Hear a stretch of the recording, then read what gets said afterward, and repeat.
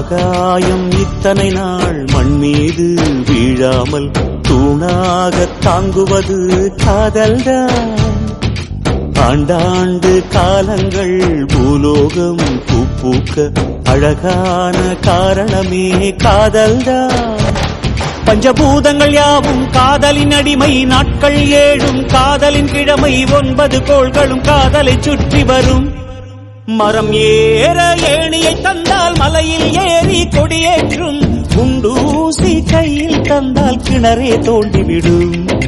வெறுங்கல்லை வைரக்கல்லாய் காதல் பார்வை மாற்றிவிடும், வெந்நீரில் விட்டால் கூட காதல் மீன் நீந்தும்.